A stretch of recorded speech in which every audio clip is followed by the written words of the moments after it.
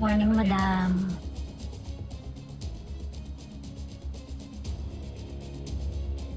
Good morning po, Ma'am Dulce. You can call me Madam. Madam Dulce. Good morning po, Madam Dulce. Good morning.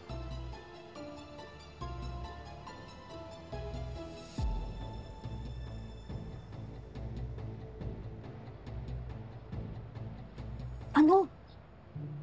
Buhay pa pala si madam? Uy, marinig ka. Galing pa daw ng Amerika yan. Ngayon lang daw nagparamdam nga ulit eh. Paramdam. Parang multo lang paramdam. Galang yung nanay ni Sir Gob yan. Naman lahat sumusunod dyan, kahit si Sir Gob, si Madam Margaret, at saka si Sir Francis. May-ari yan ng group of companies, kaya huwag kayo magaganyan-ganyan. Kasi daw siya sa Paramdam ka siya. Kinabutan tuloy yan. Ito kasi pinatay Buhay pa. Isusunod ko na ito. O, bilisan mo kaya. Greg.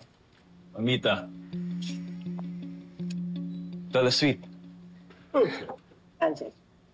Sorry, di na nakavisit sa US. I've been really busy lately. But I'm really happy to see you, Lola. How's Margaret doing? She comatose pa rin po siya. But the doctor said she's improving. Madam, sorry po. Bag niyo po. It's nice to see you again, Lola Sweet. Last time po tayo nagkita ng kasal pa namin ni Francis. Sa first time nakita ko yung bago mong mukha. Opo.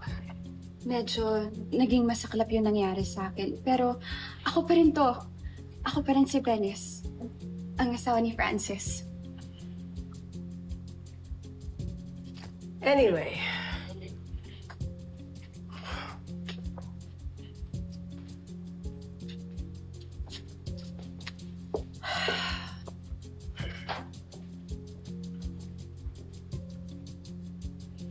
Very well.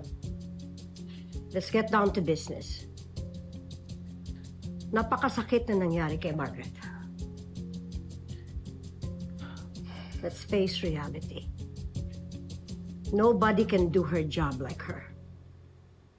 And that's why I came home. I will take over her position in the meantime.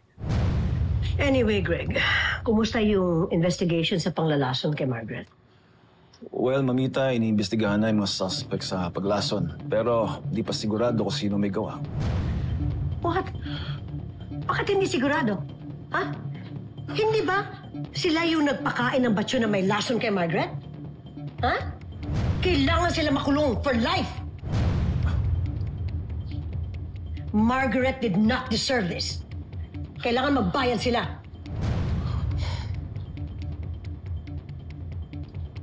Tama ka, Lola Sweet.